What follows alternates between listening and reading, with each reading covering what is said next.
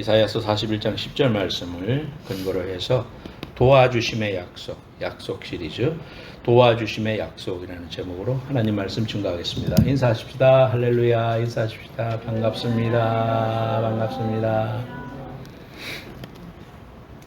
성경에 보면 하나님은 우리를 도와주시겠다고 약속하셨습니다.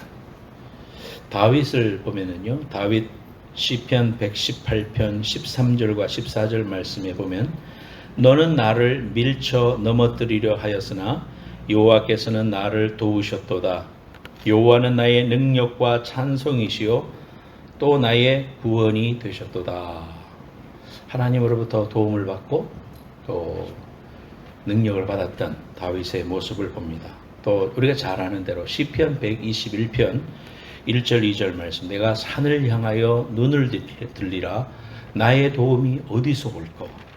나의 도움은 천지를 지으신 여호와에게서로다. 그렇게 고백하고 있습니다. 성경에 나오는 많은 우리 신앙의 선배들이 다 그런 고백들을 많이 했죠. 신약에 와서도 사도 바울도 그런 고백을 했습니다. 로마서 8장 31절 32절에 그런즉 이 일에 대하여 우리가 무슨 말 하리요? 만일 하나님이 우리를 위하시면 누가 우리를 대적하리요? 자기 아들을 아끼지 아니하시고 우리 모든 사람을 위하여 내주신 이가 어찌 그 아들과 함께 모든 것을 우리에게 주시지 아니하겠느냐. 그렇게 말씀하고 있습니다. 여러분들의 인생 가운데서도 이렇게 생각해 보면 그런 순간들이 많이 있을 겁니다. 하나님이 나를 도와주셨다. 하나님이 아니면은 설명할 수 없는 인생의 순간순간들이 많습니다. 그래서 우리가 날마다 day by day 복음성가를 불렀는데요. 날마다 생각해 보면 하나님이 지키심이었구나. 하나님이 도와주셨구나. 내 부르짖음을 하나님이 들어주셨구나.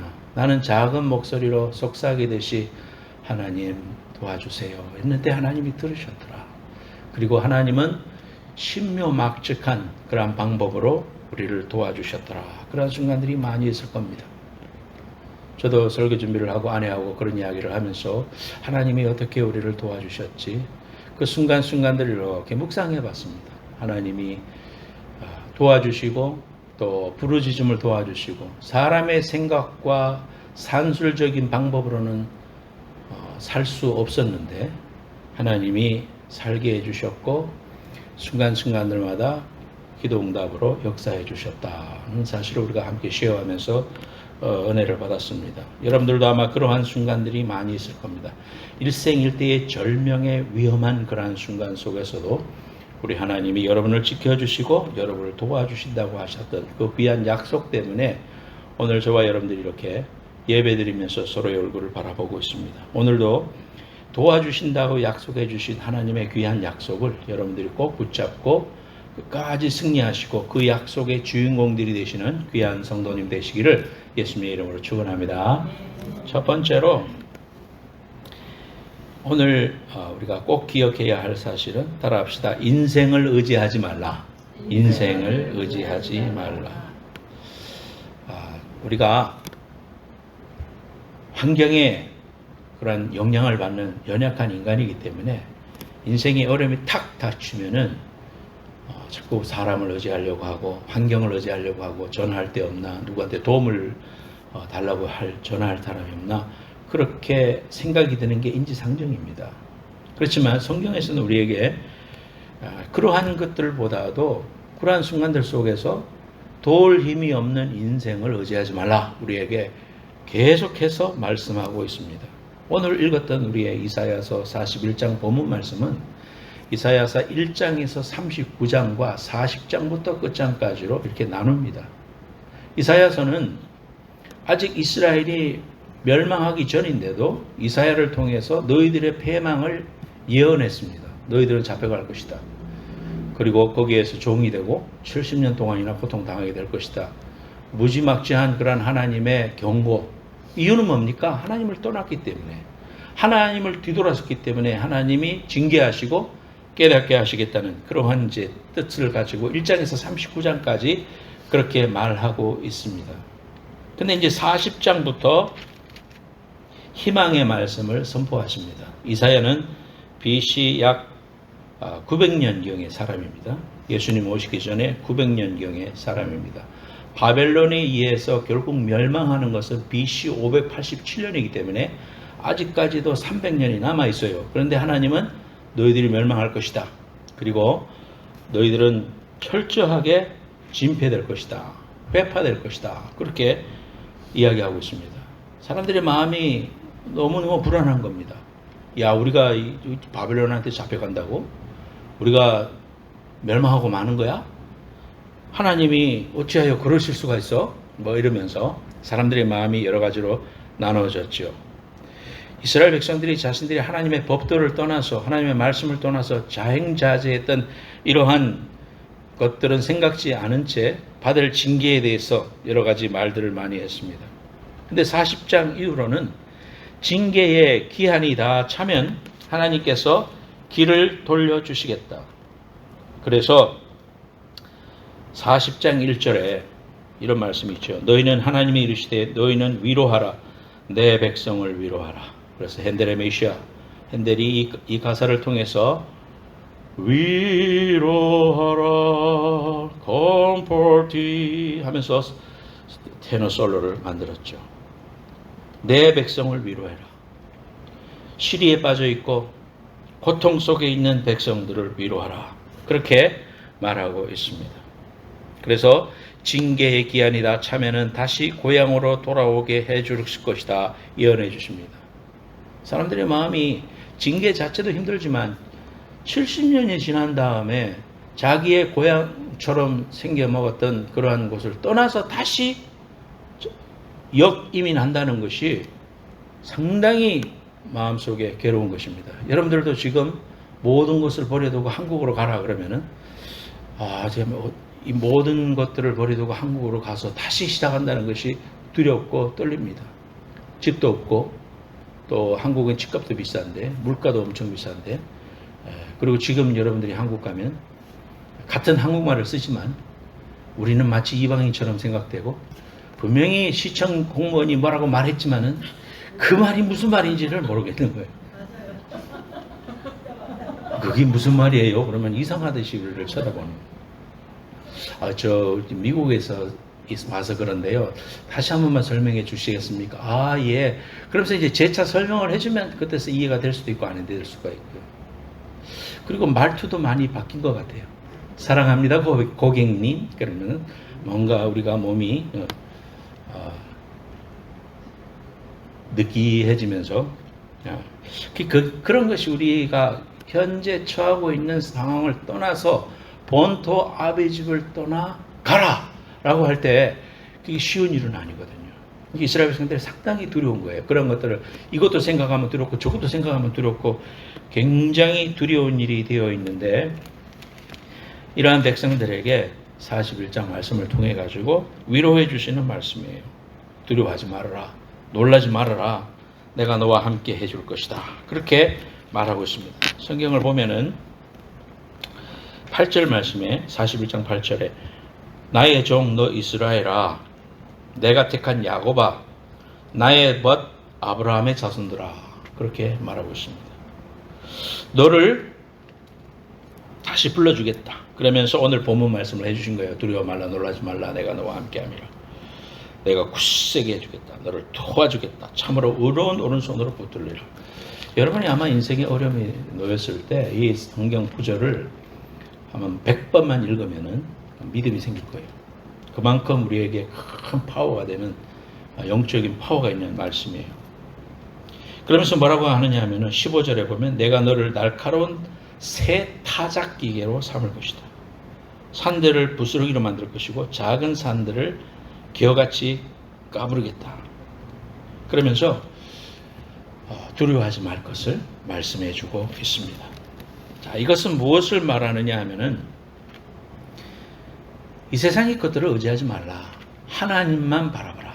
하나님은 우리로 하여금 하나님 일편단심 민들레로 살게 해주시는 하나님이세요. 하나님의 속성이 그러세요.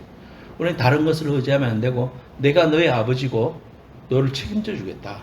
그리고 너희들을 사랑하는데 내 사랑을 알지? 독생자 아들까지도 십자가에서 죽이시면서까지 너를 사랑해서 너 그걸 알고 나만 의지해. 그러면서 하나님 우리를 책임져 주시겠다는 말씀을 계속해서 하고 있습니다. 시편 146편 3절에서 5절에다 보면 귀인들을 의지하지 말며, 귀인이라는 것은 노블맨들을 말하는 거죠. 힘이 있고 또 파워가 있는 그런 사람들. 귀인들을 의지하지 말며 돌 힘이 없는 인생도 의지하지 말지니 그의 호흡이 끊어지면 흙으로 돌아가서 그날에 그의 생각이 소멸하리로다. 야곱의 하나님을 자기의 도움으로 삼으며 여호와 자기 하나님에게 자기의 소망을 두는 자는 복이 있도다 그랬습니다. 여러분 인생이 하나님만 의지해서 복 있는 인생이 되시기를 축원합니다. 어려움을 당하면 눈에 보이는 것, 또 쉽게 전화해서 도움을 받고 싶은 사람, 이런 사람들을 의지하려고 해요.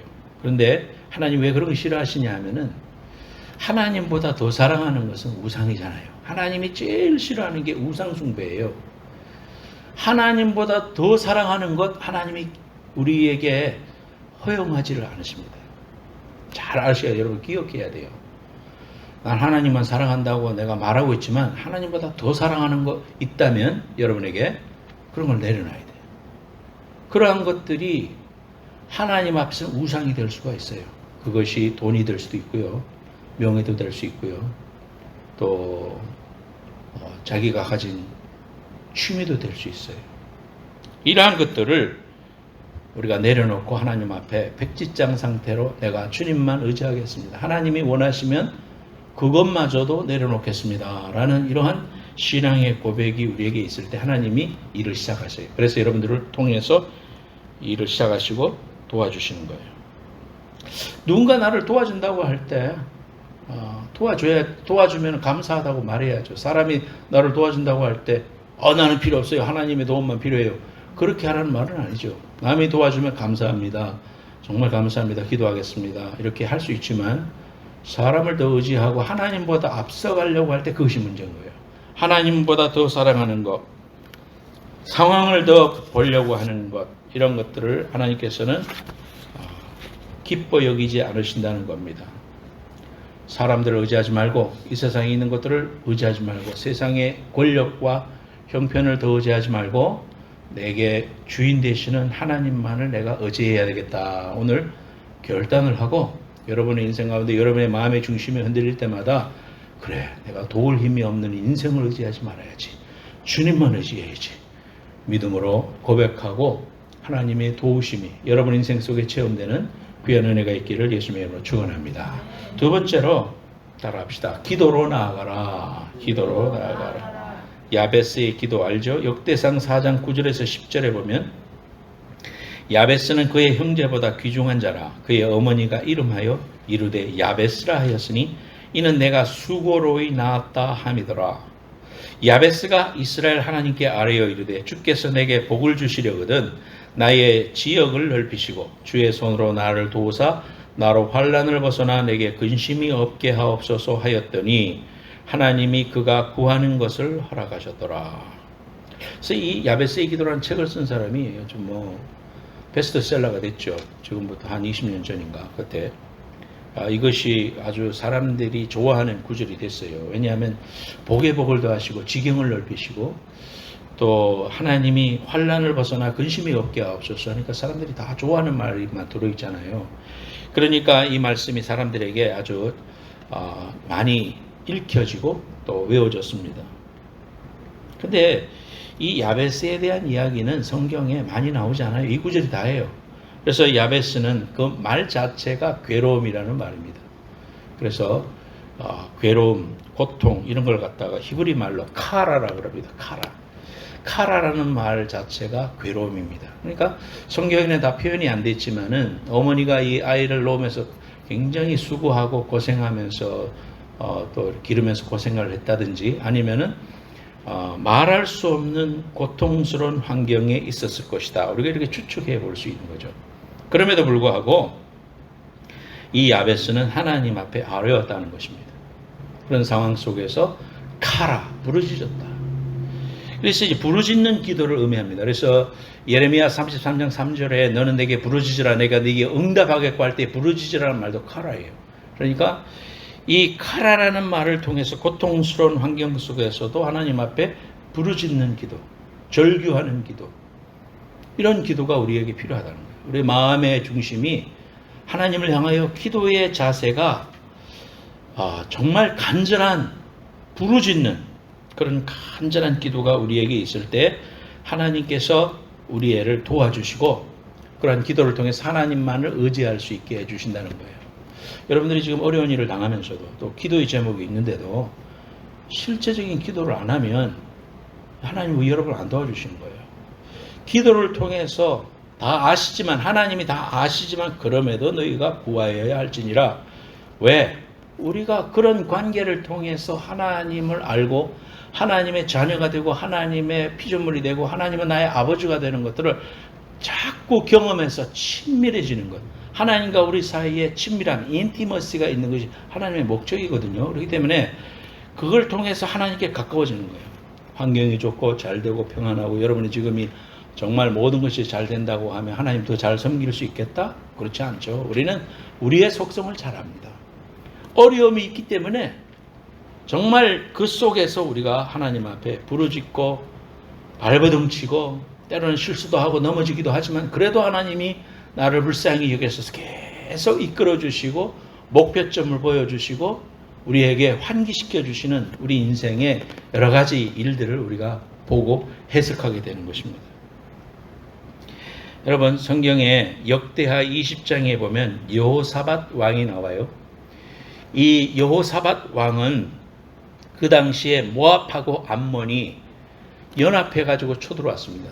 지금으로 말하자면 요르단 땅에 반이 나눠져서 하나는 모압이고 하나는 암몬입니다. 그래서 암몬에서 지금 수도가 암만인데 아마 영향이 있을 것 같아요. 그래서 이 두 연합군이 쳐들어와 가지고 기도합니다. 간절히 기도합니다. 그래서 이 여호사밧이 하나님 앞에 부르짖으면서 하나님 앞에 간절히 기도하면서 사람들로 하여금 금식하게 하고 간구하게 합니다. 3절에 20장 3절 역대하 20장 3절 4절에 여호사밧이 두려워하여 여호와께로 낯을 향하여 간구하고 온 유다 백성들에게 금식하라 공포하며 유다 사람이 여호와께 도우심을 구하려 하여 유다 모든 성읍에서 모여와서 여호와께 간구하더라. 그렇습니다. 그래서 하나님 앞에 간절히 간구하고 이기는 방법이 뭐였습니까? 성가대를 조직해가지고 그 성가대를 제일 앞에 서서 여호와께 감사하세 그의 인자하심이 영원하리로다 노래를 앞에서 이렇게 찬양대장이 부르면 여호와께 감사하세 예를 들자면 그러면서 모든 회중들이 주 여호와는 광대하시도다 그러면서 노래하면서 막 나아갈 때에 이 복병이 여호와께서 복병을 두어 유다를 치러 온 암몬 자손과 모압과 세일산 주민을 치게 하심으로 그들이 진멸되었다. 그래서 우리가 싸움에서 승리하는 방법을 이 성경을 통해서 우리가 보게 되는 것입니다. 싸움은 전쟁은 하나님께 속했다. 여러분들이 영적인 전쟁을 하는 게 아니라 여러분 안에 계신 그 성령님을 의지하고 간절히 간구할 때 하나님께서 이러한 전쟁을 이기게 해주시고 도와주신다는 거예요. 여러분 어떤 지역적으로 우리가 큰 살육이 있었다든지 뭐 그러한 그 지역 속에 가면 상당히 어려움이 있습니다. 왜냐하면 그 지역을 이렇게 관할하고 있는 악한 영들의 영향력이 사람들에게 있기 때문에 전도하기도 힘들고 뭐 예를 들자면 일본에 가서 그런 일을 하려고 할 때에 굉장히 어려움이 있고 영적인 바드가 있고 기도가 안 되고 전도가 안 되고 지금도 마찬가지죠. 조영기 목사님이 일본에 집회하러 가셨는데 너무 괴로워서 계속해서 기도하셨을 때 서너 시간 기도하면서 그러한 영적인 챌린지를 이기셨다 그랬고요. 또 유명하신 어떤 목사님도 너무 힘들어서 기도하는데 호텔방에서 막 간구할 때 그 벽에서 옷장 벽에서 사람들이 카메라 들고 튀어나오고 자기 침대 밑에서 이쁜 여자가 튀어나오는 그러한 이제 이들을 경험했다. 아마 사교 집단들이 그러한 일을 했을 것 같아요. 통일교나 이런 집단이. 그래서 그러한 어떤 영적인 심약이 있을 때 우리가 하나님께 기도해야 됩니다. 기도로 준비하고 우리가 큰 일이 있을 때, 교회 행사가 있을 때 뭐 40일 기도를 한다든지 또는 뭐 21일 다니엘 기도를 한다든지 이런 것들이 다 의미가 있어요. 또 부흥회를 놓고 우리가 미리 기도합시다. 그래서 준비하고 이렇게 했을 때 은혜가 임하고 우리가 준비된 심령에 대해서 하나님께서 은혜를 주시는데, 그렇게 하지 못하면 마귀들의 밥이 되고 또 다른 사람 다 은혜 받아도 자기는 은혜를 못 받는, 비가 다 같이 내리는데도 이 그릇을 갖다가 뒤집어 놔야 되는데 엎어놔 가지고 하나도 담기지 않는 이런 어려움이 있을 수 있지요. 디모데후서 1장 7절 말씀에 하나님이 우리에게 주시는 것은 두려워하는 마음이 아니요 오직 능력과 사랑과 절제하는 마음이니. 그래서 기도가 말라버리면 안 된다. 따라합시다. 기도가 말라버리면 안 된다. 기도가 말라버리면 안 된다. 예배 마치고 나서 우리가 기도를 15분이라도 하고 가자. 훈련이에요. 훈련. 여러분들 집에서도 할 수 있지만 같이 함께하는 그 기도, 이러한 것들이 우리에게 필요한 겁니다. 그래서 우리의 마음이 평강이 오고 응답이 올 때 하나님께서 우리에게 큰 기쁨과 은혜로 나아갑니다. 그래서 우리가 하나님이 도와주시는 방법은 기도를 통해서 도와주시니까 기도하는 사람이 돼야 돼요. 내가 생각할 때 저 사람은 기도의 사람인가? 저 교인은 기도하는 사람인가? 그렇다면 참 천군만마를 얻은 것 같습니다. 여러분들이 다 기도의 사람이 돼서 여러분의 그 각자의 재단이 풍성하고 기도의 응답이 넘치는 그런 성도들, 재단들이 되시기를 예수님으로 축원합니다. 마지막으로는 따라합시다. 은혜의 보좌로 나아가라. 은혜의 보좌로 나아가라. 히브리서 4장 16절에 보면 그러므로 우리는 긍휼하심을 받고 때를 따라 돕는 은혜를 얻기 위하여 은혜의 보좌 앞에 담대히 나아갈 것이니라. 때를 따라 돕는 은혜. 이스라엘에는 때를 쫓아서 비가, 이른 비와 늦은 비가 내립니다.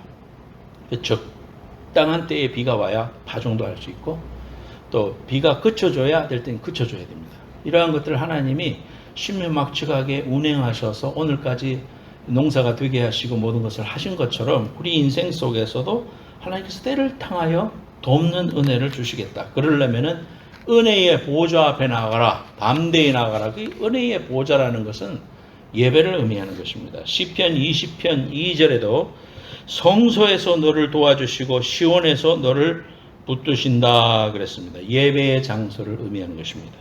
하나님께서 우리가 모여서 함께 예배할 때 하나님은 우리를 도와주시고 우리에게 길을 인도해 주신다고 했습니다. 우리의 본분은 예배를 드리는 것입니다. 저같이 모태신앙은 어려서부터 가정 예배를 드리는 일을 경험하면서 살았습니다.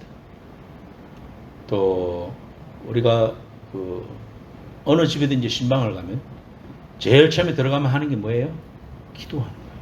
하나님, 오늘 이 가정에 왔습니다. 하나님 인도해 주시고 오늘 이 가정 위에 하나님께서 주시는 귀한 복을 내려주시고 하나님 보호하여 주옵소서. 이 가정 위에 복을 더하옵소서. 이렇게 간절히 기도하고 짧게라도 그렇게 기도하고 그 만남을 가지죠. 이 그리스도인들이 할 일이에요. 제단을 쌓는 것입니다.